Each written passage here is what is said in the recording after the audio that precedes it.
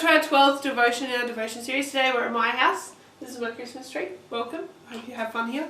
And we're going through our book, Unwrapping the Greatest Gift by Anne Voskamp. And this one's called The Little Things. It's based on Ruth chapter 1 verse 6 to 9 and verse 16. Naomi and her family were from God's family, and they went away from their hometown in search of food. But while they were away, both of Naomi's sons died, and her husband. Naomi's heart broke. She felt alone in all the world and hungry for love. Sometimes no one sees how lonely you feel inside.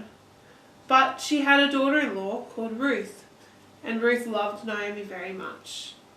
Ruth was smart, and she knew that Naomi was someone she should stick with. "I will go back to your hometown with you. I will go with you and love you and look for the good, for the gifts."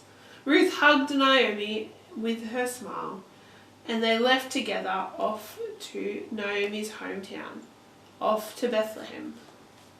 When Ruth returned to Bethlehem with Naomi, she just happened to end up harvesting wheat in the field of the man who had the right to buy back the family land Naomi lost when she moved away from Bethlehem. His name was Boaz. Boaz just happened to meet Ruth out in the field gathering wheat, and Ruth just happened to tell him her story, and Boaz just happened to offer help. And Boaz just happened to say he would take Ruth to be his wife, and he would buy back Naomi's family land. And guess who came to the wedding? The person that we learned about yesterday? Rahab is Boaz's mother. Naomi and Rahab both cried joy at the wedding. They were so happy, and they had a grandson called Obed. And Obed had a son called Jesse, and Jesse had a son called David, who, yes, became King David.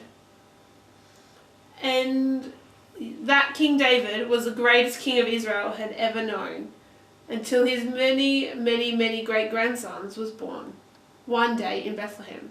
Jesus, the baby king who would be like bread to make sure all hearts would never be hungry for love again.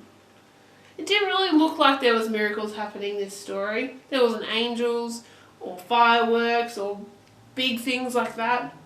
But there were lots of little miracles. Little miracles that added up to be a big miracle. Every little thing is going to be okay because God is working good through every little thing. There is never a night, never a darkness when gifts and miracles and joys aren't coming right to you. It's a miracle in itself, how you don't have to buy any Christmas miracle at all. The big miracle of an unbeatable, unfailing, unwrappable love is happening all around you right now. Jesus is coming like a miracle into everything. And some thoughts to discuss as a family. What little miracles have you seen in the past few days? And how can you keep your eyes open to notice the little things God is doing all around you? And an activity, turn off all the lights in the room except the Christmas lights. Notice how the darkness makes the light seem even brighter. Thank God for being your light, even in dark times. Hopefully that was helpful, and I'll see you tomorrow.